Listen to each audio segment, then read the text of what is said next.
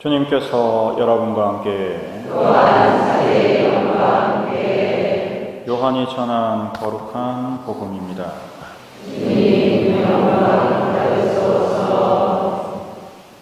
그때에 빌라도가 예수님께 당신이 유다인들의 임금이요 하고 물었다.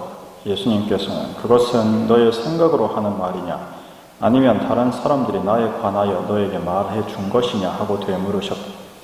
나야 유다인이 아니지 않소. 당신의 동족과 수석 사제들이 당신을 나에게 넘긴 것이고 당신은 무슨 일을 저질렀소? 하고 빌라도가 다시 물었다. 예수님께서 대답하셨다. 내 나라는 이 세상에 속하지 않는다.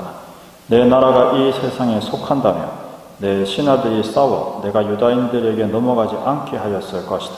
그러나 내 나라는 여기에 속하지 않는다.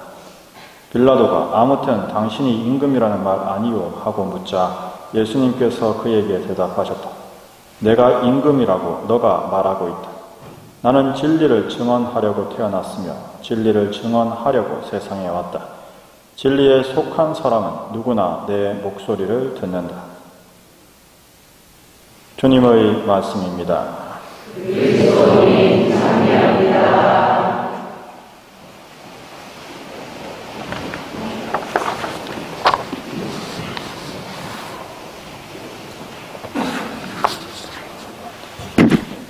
예수님께서 나를 따르는 사람은 내 목소리를 듣는다라고 말씀을 하십니다.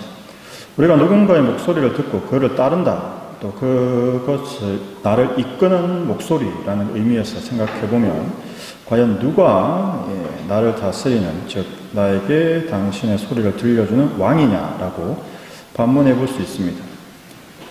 빌라도가 물었다시피요. 인류의 역사는 저는 끊임없이 발전해 왔다고 생각합니다.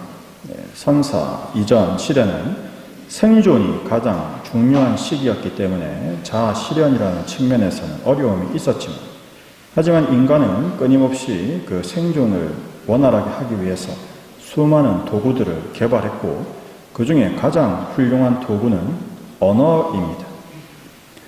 즉 소통을 통해서 인류가 협업을 할 수 있게, 같이 일을 할 수 있도록 되면서 인간이 생존을 할 수 있는 가능성은 엄청나게 높아졌습니다.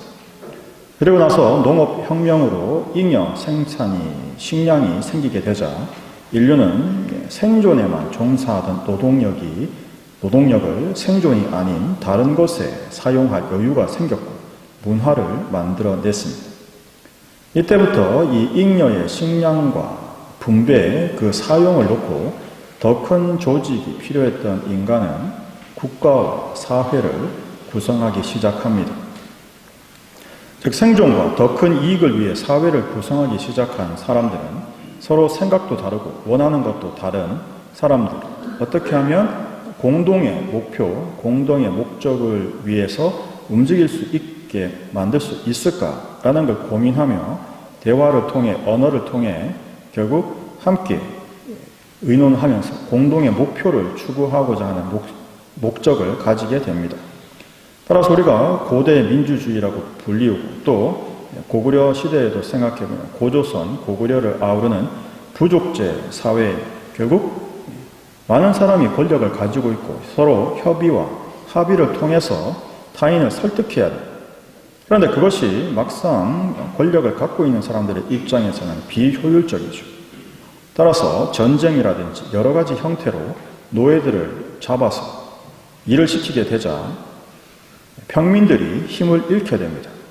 왜냐하면 사회 주축으로 실제로 일을 하던 사람들이 힘을 가지고 있었는데 노예들이 그 일을 대신하게 되자 결국 노예를 많이 소유하고 있는 사람들이 특권을 가지게 되는 특권 계급이 생기게 되고, 지금도 여전히 중심은 누가 더 많은 노예를 소유하고 있느냐에 따라 그 중심이 넘어가 있습니다.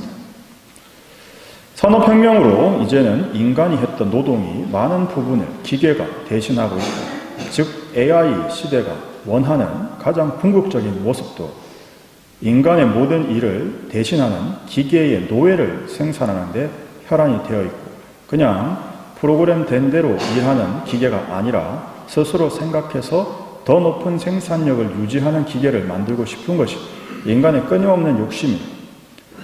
그렇게 생각하면 결국 하나님 안에서 인간이 가지는 이 누구의 목소리에 귀를 기울이냐라는 것은 결국 하나님 앞에 모든 인간이 평등하고 자유를 가지고 있다라는 것에서 그 가치가 착취당하던 인간에게 적용이 되기 시작하면서, 즉 노예가 없어지기 시작하면서 달라지기 시작합니다.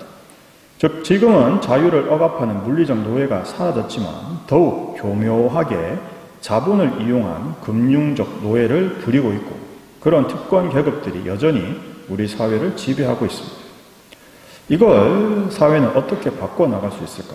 결국 하나님의 이끄심과 가르침이 꾸준히 성장하면서 모든 사람이 하나님 앞에 평등하고 다 같이 소중하고 하나님의 사랑을 받고 있음을 더욱 널리 퍼뜨리고 있고, 그것이 노예를 없애는 역할을 했습니다. 하지만 인간은 자신이 가졌던 그 권력을 쉽게 포기할 수 없기 때문에 더 큰 권력을 원하게 되고, 결국 모든 사람은 왕입니다. 스스로 왕이 되어야 합니다. 라는 하나님의 말씀에도 불구하고 자기 스스로 왕을 만들기 위해 최선을 다하고 있는 것입니다. 우리 인간을 다스렸던 이 왕이라는 측면에서 생각해보면 누구의 목소리를 따르고 누구를 왕으로 모시고 있느냐라는 걸 생각해 볼 수 있습니다. 첫 번째는 생존이었죠. 사는 게 우선이었습니다. 따라서 생존이 나의 왕이었습니다. 두 번째는 안전이었습니다. 세 번째는 권력인데, 이때 이 권력은 무력으로 획득하는 것입니다. 그래서 더 이상 무력으로 권력을 획득하기 어려운 시대가 됐습니다. 왜냐하면 모든 사람이 왕이니까요. 따라서 이제는 돈으로 다른 사람의 권력, 다른 사람의 권리를 사려고 됩니다. 그러면 이렇게 말씀하실 겁니다. 아닙니다, 신부님. 저는 저의 자신이 왕이라고, 또는 저는 저 자신의 목소리를 듣는데요 라고 말씀하신다면, 자신 안에 들려주는 자신의 목소리는 과연 참된 왕인가? 아니면 왕 코스프레, 즉 흉내내기를 하는 왕이냐라는 그 질문을 드리고 싶습니다. 즉 지금 우리가 보여주고 있는 이 시대는 서로 상대를 비교하면서 SNS에 누가 더 왕다운 모습을 흉내내고 있느냐를 경쟁하면서 비교하는 시대라고 할 수 있거든요. 따라서 다들 스스로의 결정을 두려워하면서 주변에서 나를 어떻게 평가하고 나를 어떻게 판단하느냐를 놓고 더 좋은 평가, 좋아요를 더 많이 받는 것을 최고의 권력으로 생각하면서 내 편을 만들고 내 편을 들어주면 나는 잘 선택한 거다라고 위로를 하면서 자기 스스로를 남의 평가에 넘기고 있습니다. 정말 그게 괜찮고 잘 선택한 것입니까? 아니면 내가 가지고 있는 권력, 나의 권한을 남에게 넘기는 것입니까? 말은 거창하게 자신의 안에 있는 왕을 따른다라고 이야기하는데, 과연 내 안에 있는 그 왕은 나에게 따를 만한 목적, 따를 만한 의미, 따를 만한 가치를 제공해 주고 있습니까? 왜 그러면 우리는 우리 안에 있는 이 왕은 그렇게 우유부단하고 제대로 된 가치를 찾을 수 없을까요? 그 이유는 우리가 받은 이 왕권은 스스로 획득한 것이 아니라 수여된 것이기 때문입니다. 즉 하나님께서 우리에게 주신 것이지 내가 획득해내거나 얻어낸 것이 아니라는 겁니다. 그것을 함께 생각해보면 여기에서 그 이유를 발견할 수 있습니다. 모든 죄의 근본은 교만에서 시작되었습니다. 이 교만은 무엇입니까? 즉, 내 것이 아닌데 내 것인 것처럼 생각합니다. 받은 것을 받지 않았고 원래 가지고 있었던 것처럼 생각합니다. 그것이 교만입니다. 즉, 왕권은 하나님 아버지께서 나에게 주셨기 때문에 나는 왕권을 가지게 되었습니다. 하지만 사탄이 내가 하나님처럼 될 수 있다라는 말을 들으면서 원래 하나님으로부터 받았는데, 원래 가지고 있었는데 없다고 하니까 그걸 얻기 위해서 하나님의 자리를 넘봤습니다. 그것이 바로 선악과를 따먹었다는 의미죠.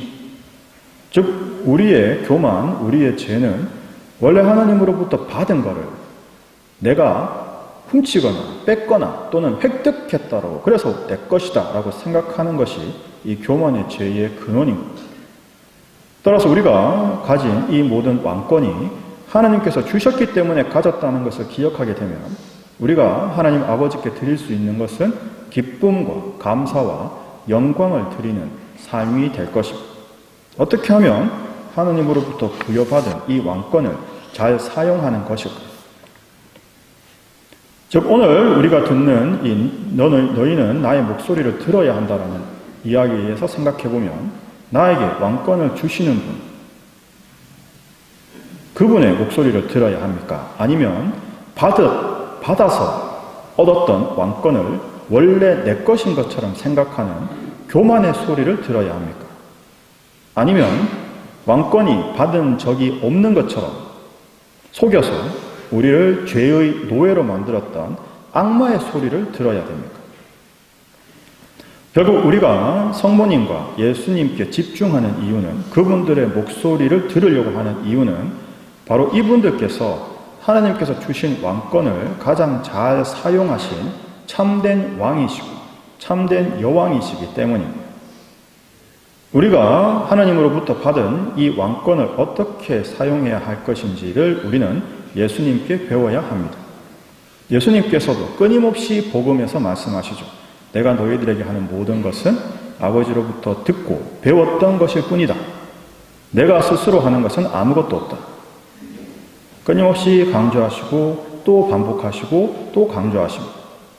결국 우리는 예수님의 목소리, 예수님께서 우리에게 가르쳐 주시는 어떻게 하면 하나님으로부터 받은 그 왕권을 잘 사용할 수 있는가에 대한 그 교육 가르침에 귀를 기울이고 그것을 배워야 한다는 거죠. 즉 예수님께 배워야 하고 성모님께 배워야 하는 것입니다. 그렇게 하기 위해서 우리는 예수님의 가르침에 귀를 기울여야 합니다. 누구처럼요? 바로 다음 주부터 새롭게 시작하는 새해, 저는 제가 처음에 왔을 때 여러분께 말씀드렸다시피 두 번째 해가 시작됩니다. 성모님을 통해서 우리의 삶을 배우는 시기죠. 따라서 우리는 예수님의 가르침에 귀를 기울이고 그것을 마음에 깊이 새겨서 실제의 삶으로 실천해 내셨던 성모님을 본받아서 어떻게 하면 하나님으로부터 부여받은 왕다운 삶을 배우고 익히고 그것을 실천하는지를 알아야 되는 것입니다. 그것에서 아까 말씀드렸다시피 성모님께서 그 일을 하셨던 가장 강력한 가르침은 바로 예수님의 가르침을 마음 깊이 되새기고 반복해서 그 정수를 깨닫고 그것을 실천하는 삶인 것입니다. 따라서 우리는 성모님을 통해 주님의 목소리에 어떻게 귀를 기울이고 그것을 실천해야 하는지를 배우며 먼저 그 모든 것의 시작에 앞서 예수님의 가르침, 주님의 목소리에 귀를 기울이고 그것을 알아듣는 연습을 하길 바랍니다. 아멘.